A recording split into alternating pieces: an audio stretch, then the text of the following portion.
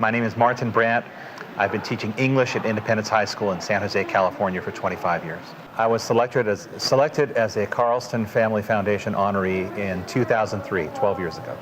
Well, one of the things that I've done is I've sort of co-opted my students' slang in, for example, grammatical instruction. Most grammatical instruction is just designed kind of to deaden the soul. And one of the dirty secrets of education is the fact that grammatical instruction, direct grammatical instruction, does nothing to make better writers out of the students. And so there's kind of a problem. On one hand, the things that you want to do with your students to improve them as writers deal with grammatical issues. But on the other hand, the way to fix it is not to address grammatical problems and worksheets and things like that. The real way to fix things is to help them develop as writers, to get them beyond their self-imposed sentence limits. And unfortunately, though, you know, it involves terms like the adjective clause, which is the precise moment when people stop listening to you. If you use things like that, you know, the noun phrase appositive. If you use the noun phrase appositive, they're going to stop thinking about you and start thinking about sex again or whatever. And so what I've done with things like that is, for one, I don't do any kind of worksheets or anything. I use sentence combining and sentence manipulation exercises to give them experience in working with these forms and rolling them into their own sentences.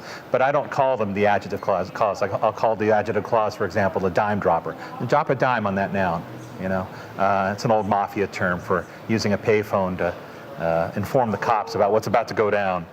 I guess they get it from watching mafia movies or something, because none of them use payphones anymore, but they know the term.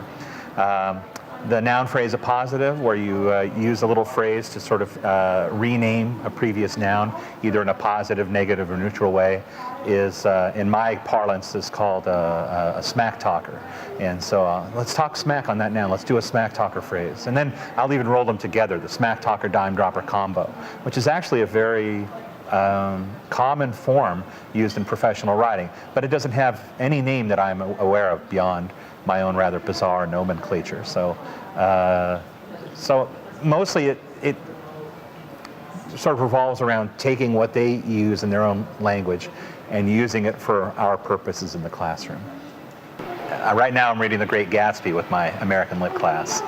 And it's just a big telenovela. It's a soap opera. It's a love triangle, and it's the same kind of drama that's happening in their own lives to some extent. You know, boyfriends and girlfriends and breakups and you know, longing eyes looking elsewhere and things like that. And so it's a question of pointing out these things in their own lives when we talk about the situation in the novel.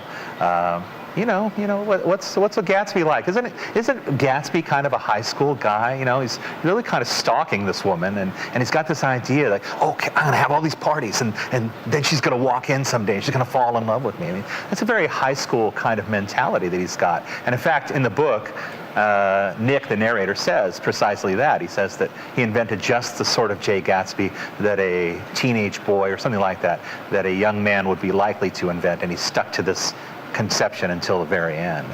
So it's a question of pointing out where all these things are very much like their lives.